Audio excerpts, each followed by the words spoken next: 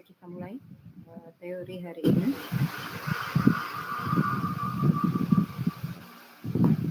Kita sudah masuk ke fungsi ya.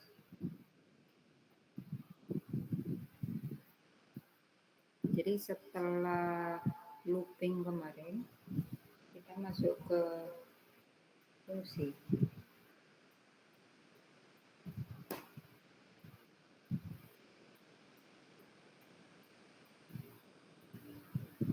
Jadi materi tentang fungsi ini nanti ada 2, minggu depan UTS. Fungsi kita lanjutkan setelah UTS ya. Jadi ada pendahuluan, tujuan dari fungsi, kemudian dasar fungsi, jenis fungsi, yaitu ada 2. Di situ ada yang memiliki return value dan kemudian ada yang tidak memiliki return value. Nah, yang memiliki return value itu defaultnya itu adalah integer. Jadi kalau tidak kita tulis integer itu bisa, tapi langsung sama si dikasih defaultnya adalah integer. Nah, kalau selain integer maka harus kita tulis ya. Tipe return value dari fungsinya itu apa gitu ya. Kemudian yang berikutnya adalah prototype atau deklarasi dari fungsi. Nah, jadi dalam bahasa pemrograman apapun, maka fungsi ini itu selalu ditawarkan gitu ya. Jadi fungsi itu sebenarnya adalah subprogram gitu ya. Jadi kalau kemarin kita sudah menggunakan fungsi main. Jadi fungsi ini sebenarnya sudah nggak asing buat kita. Jadi kalau dalam sebuah program pasti ada fungsi utama gitu ya. Namanya kemarin fungsi main yang selalu kita harus sertakan di dalam semua program kita. Nah, jadi fungsi itu adalah subprogram yang dia dirancang untuk melaksanakan tugas tertentu. Nah, jadi kalau kita memecah program itu menjadi subprogram gitu ya, maka nanti harapannya dia itu akan lebih mudah dibaca gitu ya. Dia akan lebih terstruktur. Nah, letak dari fungsi ini dipisahkan dari program yang menggunakannya. Nah, macam fungsi itu kemarin kita sudah menggunakan, contohnya adalah printf, itu adalah fungsi. Jadi ada fungsi standar yang dia sudah disediakan oleh compiler, kita tinggal memakainya gitu ya. Untuk memakainya kita harus menyertakan headernya atau preprocessor inputnya. Contohnya apa? Printf, maka kita harus menyertakan stdio.h. Exit, maka kita harus menyertakan stdlib.h gitu ya. Exit yang kemarin di materi looping. Nah, kemudian selain fungsi-fungsi standar, maka kita bisa mendefinisikan fungsi sendiri gitu ya. Dan nanti namanya adalah fungsi yang user defined gitu ya. Jadi didefinisikan oleh user atau programmer. Yang ini itu disesuaikan dengan kebutuhan dari user. Nah, tujuan fungsi itu banyak.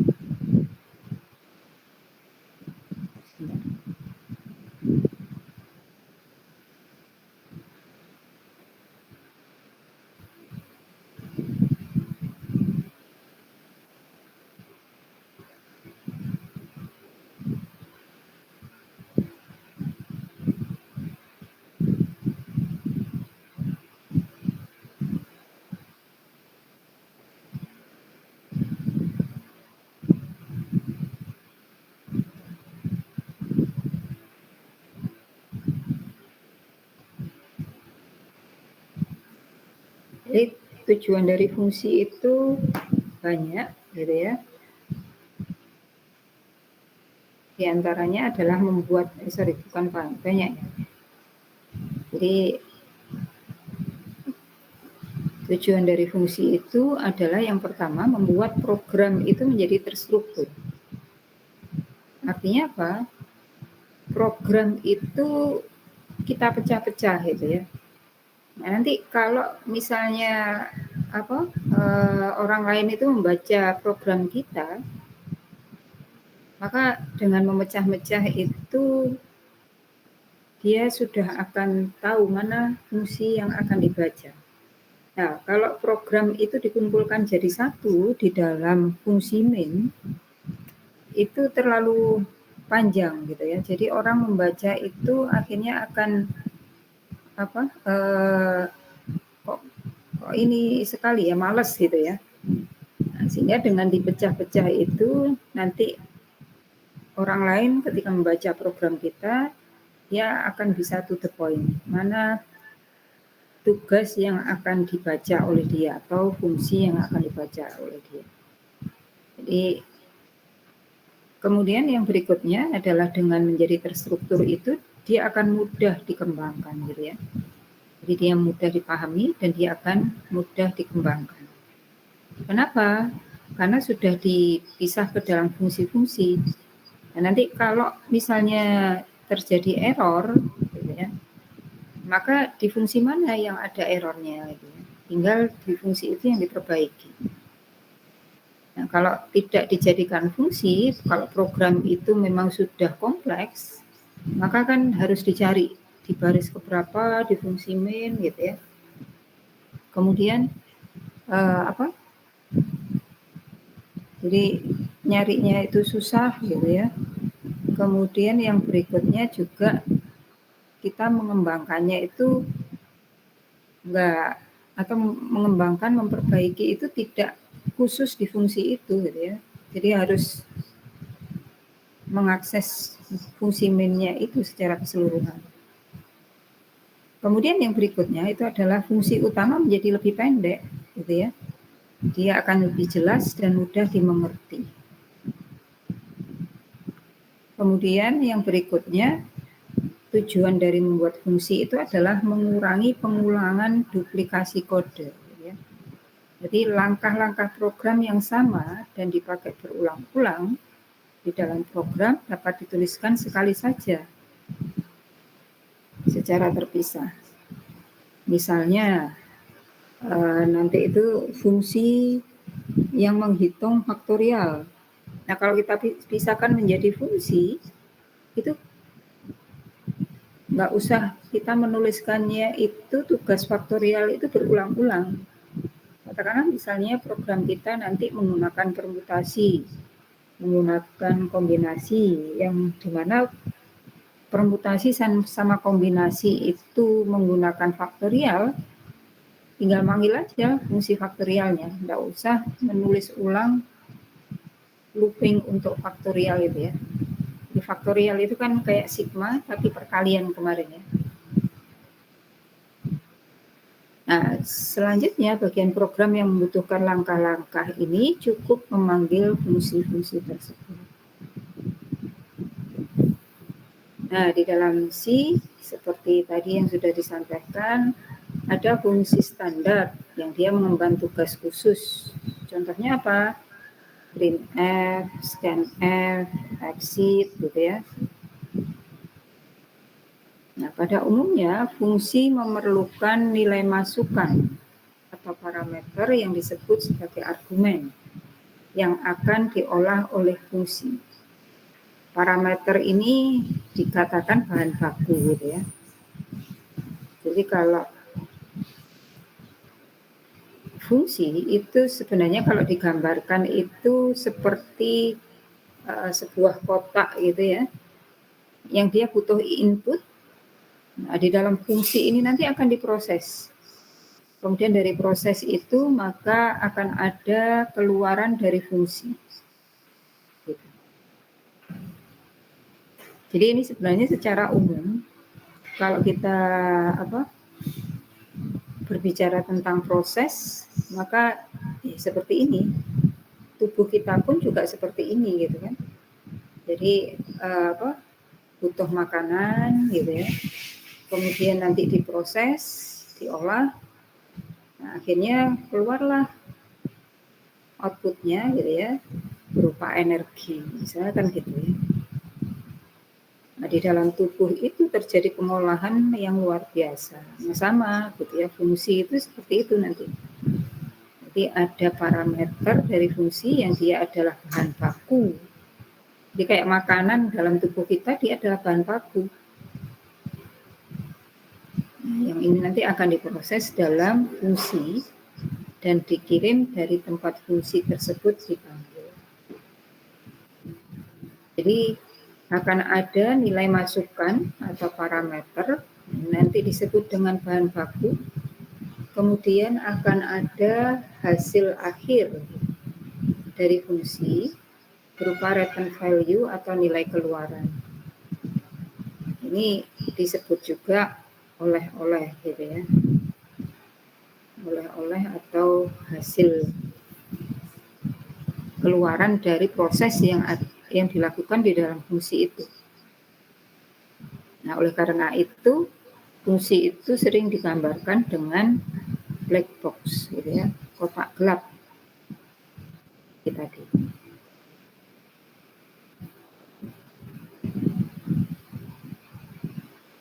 Jadi parameter itu adalah yang menjadi input di dalam fungsi itu, parameter itu diproses. Jadi parameter itu adalah objek yang nantinya diproses di dalam fungsi.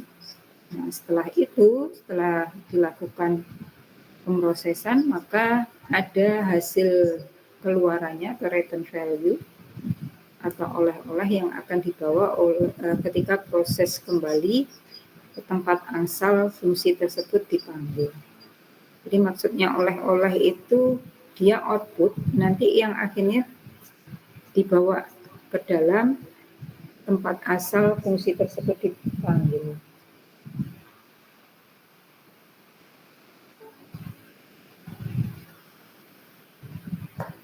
Sampai di sini ada yang ditanyakan? Halo?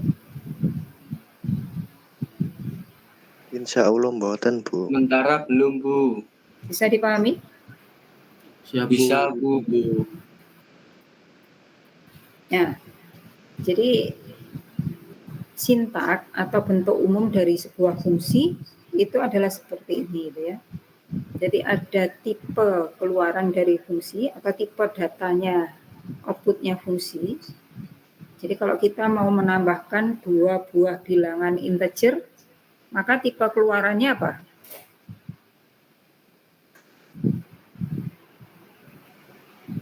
Kalau kita mau menambahkan dua bilangan integer, tipe hasilnya itu apa? Integer, Bu. Integer, gitu ya? Iya, Bu. Jadi gitu. Tipe keluarannya integer, nama fungsinya misalnya tambah, kemudian parameter atau argumennya apa? Argumennya adalah dua bilangan yang kita tambahkan. Jadi tipe keluaran fungsi, nama fungsinya, kemudian argumen, deklarasi argumen. Jadi deklarasi argumen itu maksudnya argumen atau parameternya itu boleh lebih dari satu. Kalau bicara argumen itu sama dengan parameter ya, atau input dari fungsi.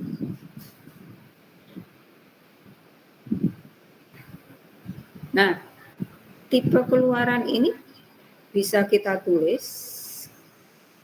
Nah, bisa juga kita tidak tulis tipe keluarannya. Nah, kalau tidak kita tulis, itu nanti otomatis sama si itu tipe keluaran fungsinya adalah integer, gitu ya. Tubuh fungsi itu adalah pemrosesan yang dilakukan di dalam fungsi. Ya, kalau tadi fungsi menambahkan berarti tubuh fungsinya isinya adalah proses penambahan. Kalau faktorial berarti di dalam tubuh fungsi itu ada looping untuk menghitung faktorialnya. Gitu.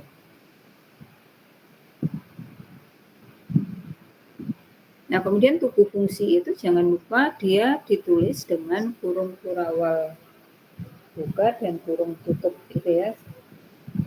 Seperti kalau di dalam seperti kalau di dalam main.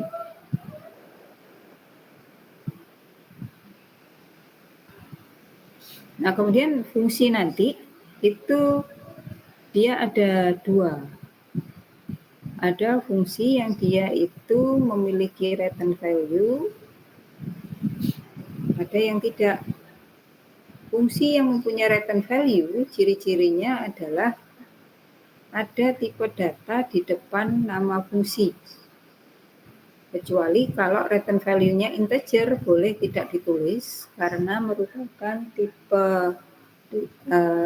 data default ya.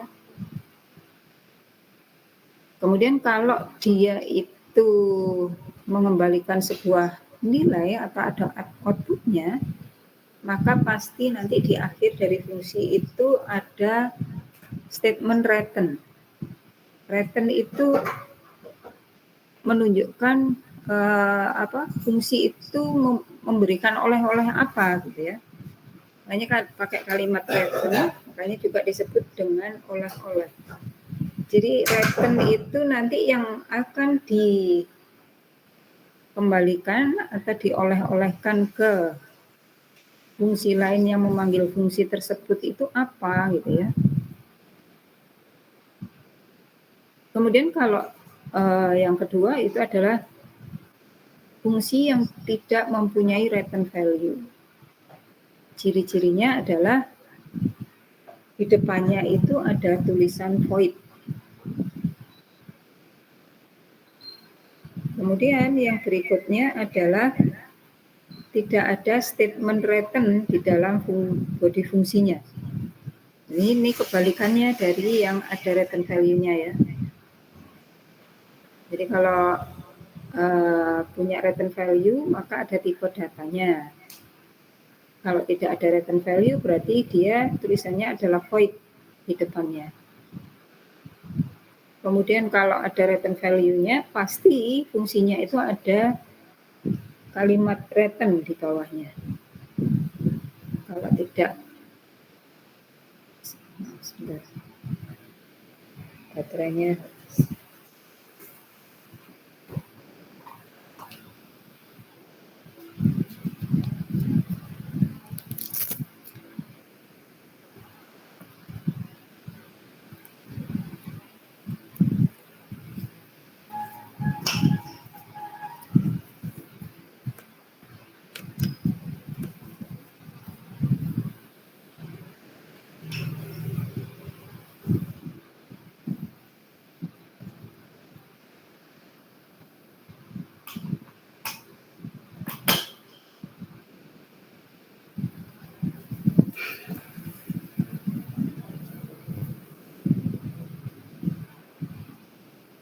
ya, jadi seperti itu. Kalau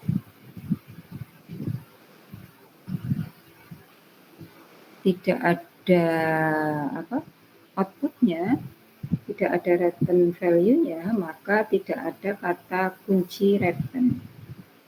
Nah, contoh fungsi yang mempunyai return value itu adalah fungsi minimum seperti ini. Jadi fungsi minimum ini tugasnya adalah mencari nilai minimum dari dua bilangan yang diinputkan. Nah, boleh karena dia mencari minimum dari dua bilangan integer, maka tipe return value-nya itu adalah integer. Nah, ini harus hati-hati ya. Tipe data untuk return value-nya juga harus cocok.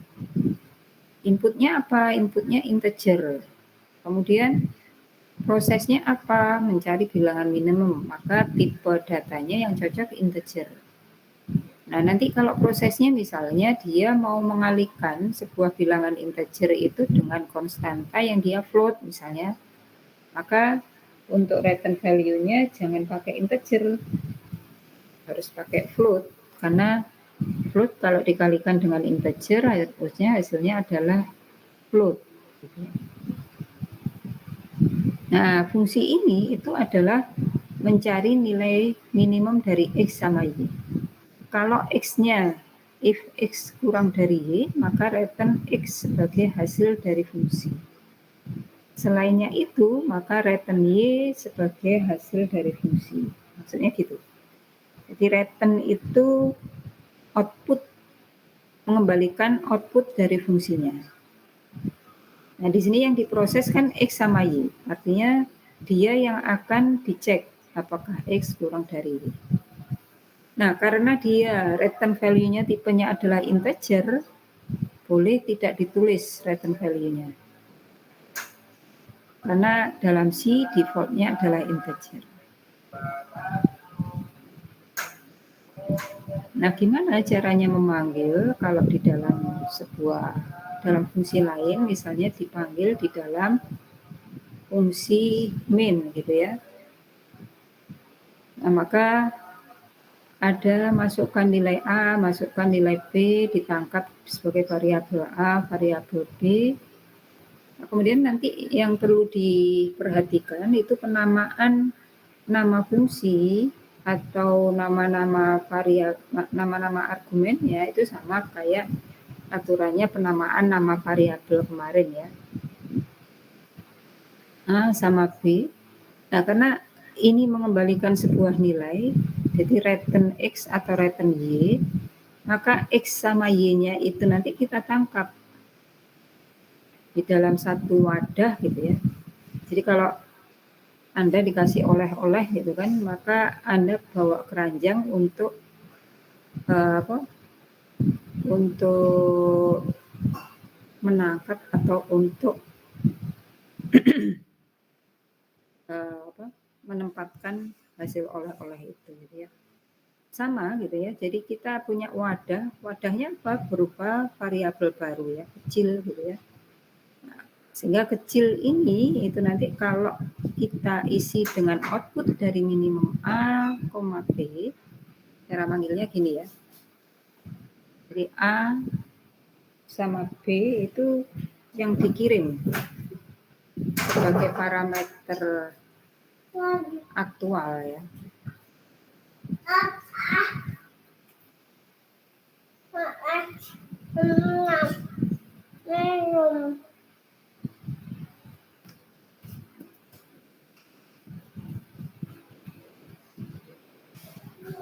Nah, sehingga nanti kita bisa menuliskan bilangan terkecil antara A, B. A, B-nya tergantung nanti yang diinputkan ya. Ditulis yang terkecil itu adalah kecil ini ya. Jadi pakai persen D. Bisa dipahami? Contoh program ini? Siap, bisa Bu. Oke. Jadi ini kelebihannya. Jadi programnya jadi nggak usah panjang gitu ya. Maka yang ini adalah 4 baris, nanti cukup digantikan dengan 1 baris ini aja gitu ya. Ini kalau cuma 1, nah nanti kalau misalnya pencarian minimumnya itu dilakukan berulang-ulang, nah, kan tinggal memanggil fungsi minimum ini terus gitu ya. Nah, outputnya adalah seperti ini ya. Jadi kalau diinputkan 8 dan 3, maka bilangan terkecil antara 8 dan 3 itu adalah 3. Nah, kemudian fungsi yang dia itu return value-nya bukan integer, maka tipe return value-nya itu harus kita tulis. Gitu ya. Di depan fungsi. Contohnya kalau kita mau menjumlahkan 2 buah bilangan float, kalau sama-sama float, maka hasilnya harus float. Nggak bisa integer. Kalau float, maka itu harus kita tulis. Nggak boleh enggak ya. Kalau integer tadi kan bisa nggak kita tulis.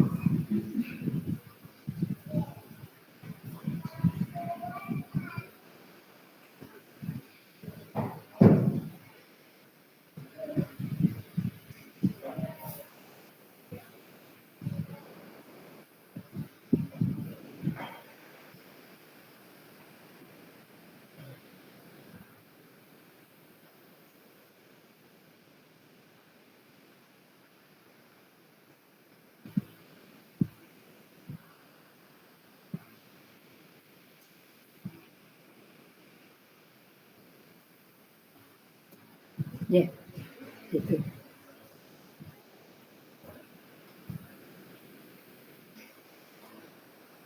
Nah, cara memanggilnya adalah seperti ini ya. Jadi ada variabel yang boleh kita inisialisasi atau diinputkan. Nah, yang ini nanti kita kirim sebagai input di dalam memanggil fungsi ya. Nah, fungsi ini karena dia mengembalikan sebuah nilai, maka kita tampung di dalam satu wadah. Wadahnya berupa variabel, namanya di sini J. Ya. Kemudian kalau kita tulis, maka hasil penjumlahan antara 5 dan 8 itu adalah 13. Apa itu fungsi yang tanpa return value? Fungsi yang tanpa return value itu biasanya kalau fungsi itu hanya mempunyai tugas yang dia itu sifatnya itu tidak mengembalikan nilai ini ya sebagai output ya. Misalnya hanya tugas menulis gitu ya. Jadi sebagai header untuk menulis ketika output itu ketika program itu kita jalankan gitu ya. Jadi contohnya misalnya fungsi info program. Nah, di sini cuma nulis saja sehingga harus pakai void, nama fungsinya, parameternya kosong. Nah, jadi parameter itu juga boleh kosong ya. Nggak harus ada parameternya.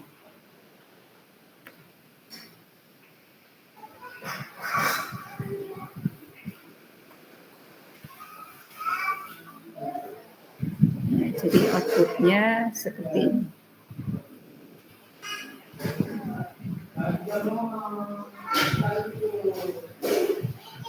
Jadi fungsi ini tidak melakukan operasi, tidak ada penjumlahan, tidak ada kondisional, tidak ada looping, dia hanya tidak ada looping ya, dia memang tidak melakukan proses apapun gitu ya. Maka jadikan fungsi tanpa return value ya. Kemudian yang berikutnya itu adalah ketika kita membuat fungsi, biasanya dia itu di bawahnya program utama. Jadi dia kita tulis di bawah program utama supaya apa? Program utama itu tetap di atas. Nah, ketika kita tulis di bawah, padahal kan fungsi itu nanti dipanggil di dalam program utama. Maka gimana ngatasinya? Jadi kalau program itu fungsi itu ditulis di bawah, tapi dipanggil di atasnya, dia tidak dikenali fungsi tersebut. Nah, gimana cara mengakalinya? Maka harus dilakukan prototipe atau deklarasi fungsi. Gitu ya. Jadi hanya mengenalkan aja di atas. Deklarasi fungsi atau prototipe itu maksudnya mengenalkan bahwa ada di dalam program ini fungsi tersebut gitu ya. Gimana cara mengenalkannya? Pakai tipe keluaran fungsi, kemudian jumlah parameter dan tipe dari masing-masing parameter. Nah, bagi compiler informasi itu akan dipakai untuk memeriksa keabsahan atau validitas parameter dalam pemanggilan fungsi.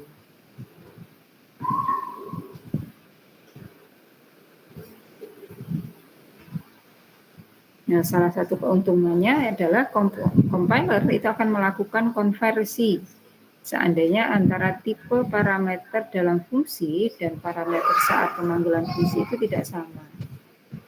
Atau menunjukkan kesalahan bila jumlah parameter dalam definisi dan saat pemanggilan itu berbeda.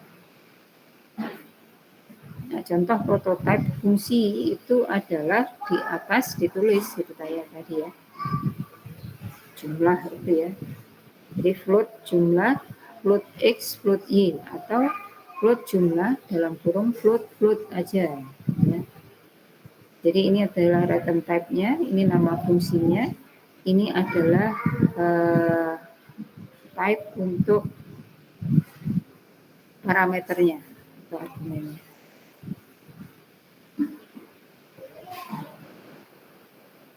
Nah, untuk program yang tidak mempunyai argumen, maka deklarasinya adalah void untuk tipe datanya, kemudian nama fungsinya, kemudian kalau argumennya kosong ditulis dengan void.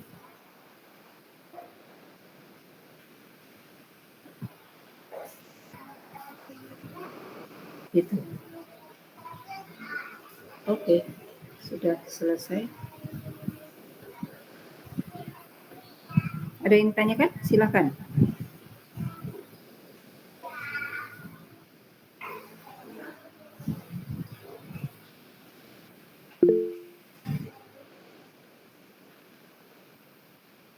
Halo?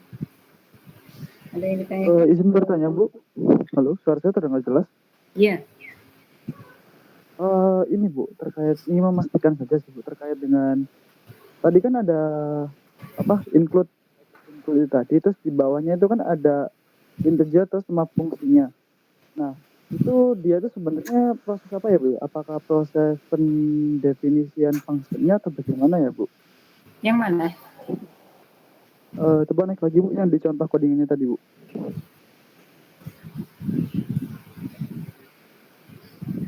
Nah, naik lagi Bu, satu lagi.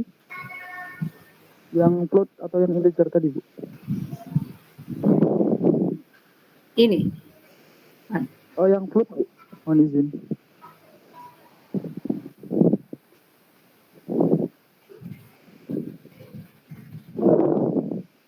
Yang float. Satu lagi Bu, yang contoh tadi. Yang sebelumnya. Ini? Nah, ini Bu. Ya, betul. Di baris nomor 2 itu Bu. Nah, ini. Nah, itu dia sebenarnya proses apa ya Bu ya? Yang float jumlah itu Bu. Jumlah function. Apakah itu proses pendefinisian functionnya atau bagaimana ya Bu? Ini yang disebut dengan prototype tadi itu atau deklarasi dari fungsi. Jadi kan gini, fungsi main itu harus diletakkan di atas. Sebenarnya bisa juga mainnya di bawah. Cuman orang itu pada saat buka program, baca program, dia akan cari mainnya gitu ya. Nah, sehingga memang main itu taruh atas saja. Supaya orang nggak usah scroll ke bawah gitu ya. Kalau fungsinya banyak, mainnya ditaruh bawah, kan orang jadi scroll.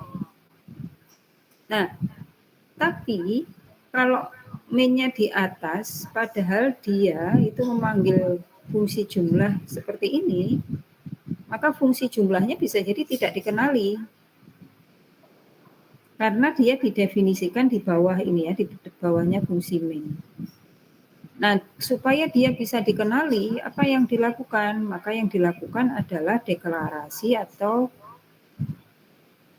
prototype. Prototype itu mengenalkan, atau deklarasi itu mengenalkan bahwa dalam program ini itu ada fungsi jumlah gitu ya. Nah, prototype itu sintaknya gimana? Sintaknya adalah tipe return value, nama fungsinya diikuti dengan tipe dari parameternya. Gitu. Baik Bu, berarti itu nanti di dalam functionnya itu yang float itu parameternya ya Bu ya? Tipe-tipe float, tipe-tipe parameternya ya Bu ya? Iya. Terima kasih Bu. Iya.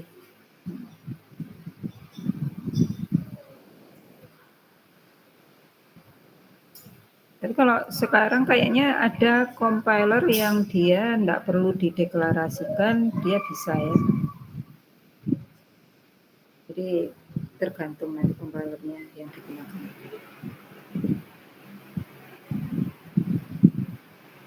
Oke, nanti praktikum bisa masuk ke praktikum 13 ya.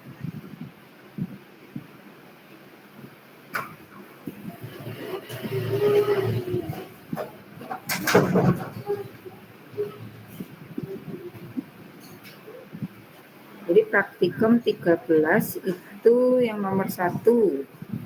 Buatlah fungsi yang dia itu tidak punya return value, jadi void, cuman menulis menu. Itu aja ya. Nah, kemudian tulislah prototipe fungsi, kemudian fungsi.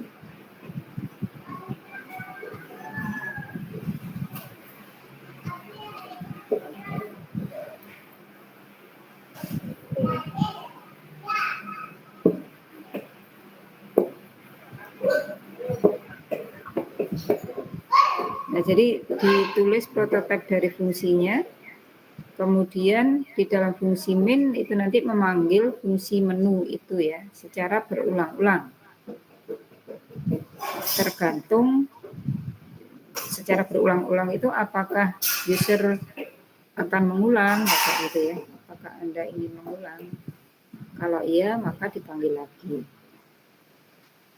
Betul. Nomor 2 itu adalah buatlah sebuah fungsi untuk menghitung jumlah triangular. Triangular itu sigma kemarin ya.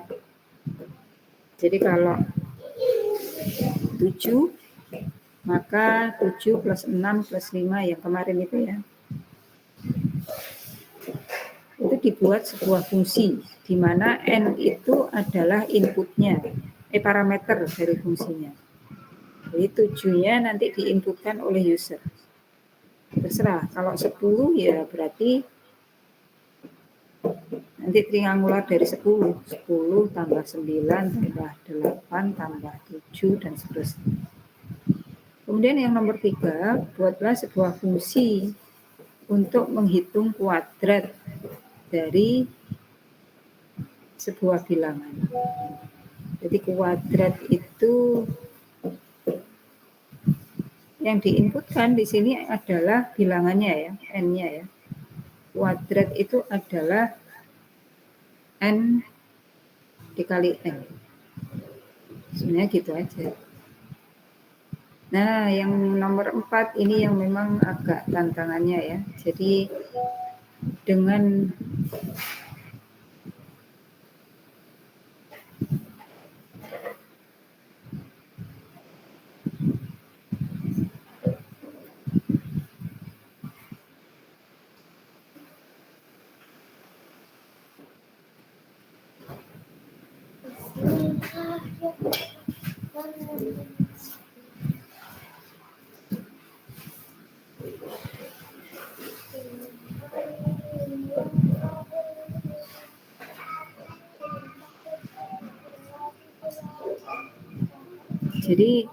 dengan menggunakan sebuah fungsi, maka buatlah program untuk mendapatkan keluaran dari rumus ini.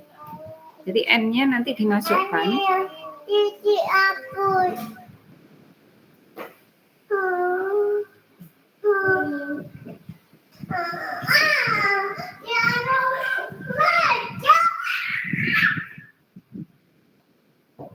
Jadi ini nanti pakai looping ya. Jadi kalau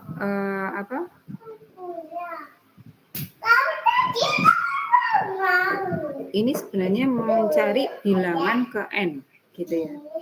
Dimana bilangan ke n itu adalah 2 dikalikan dengan bilangan ke n-1 ditambah dengan 1. Dimana bilangan ke 0-nya itu adalah 1.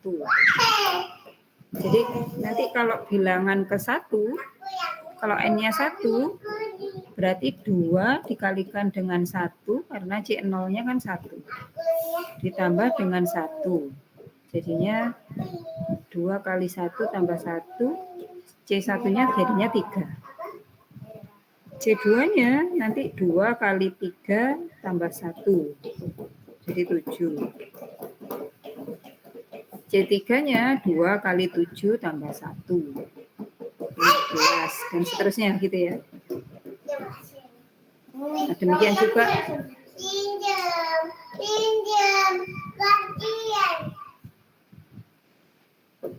yang kedua itu sama. Jadi Sn bilangan S ke N itu adalah dari bilangan sebelumnya ditambah dengan N dikurangi 1. Jadi di mana S1-nya itu adalah 0.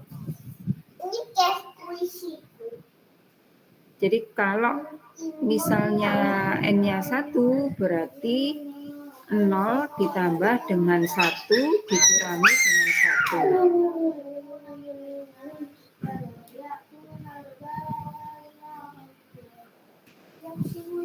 Sri.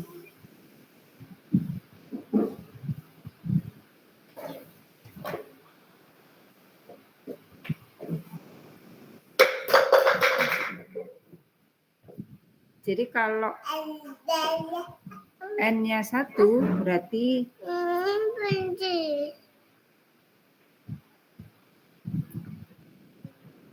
0 ditambah dengan 1 dikurangi 1. Berarti 0 ya.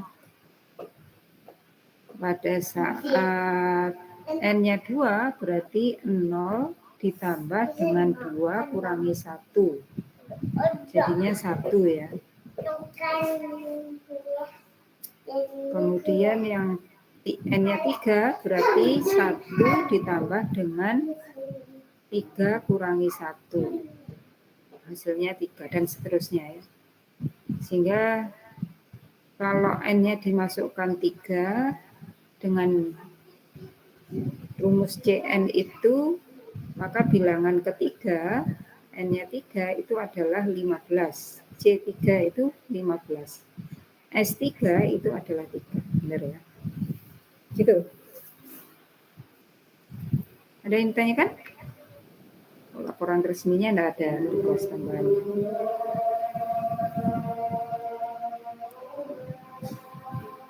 Halo?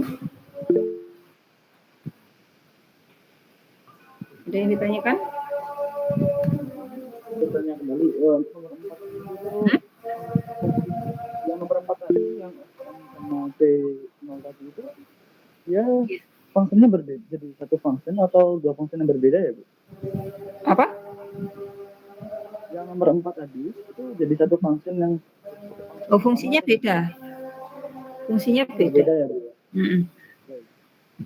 Cuma di program utamanya itu gitu ya, Bu? Tampilkan bareng-bareng. Terima kasih, Bu. Iya, sama-sama. Ada lagi yang ditanyakan?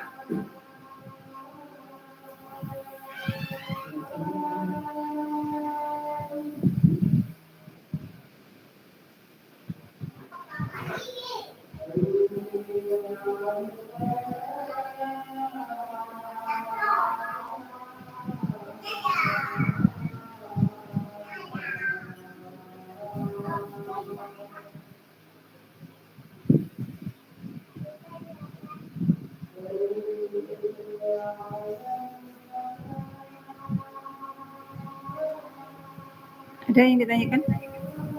Kalau nggak ada, kita ketemu besok ya. Teman hari ini saya akhiri. Assalamualaikum warahmatullahi wabarakatuh. Waalaikumsalam warahmatullahi wabarakatuh.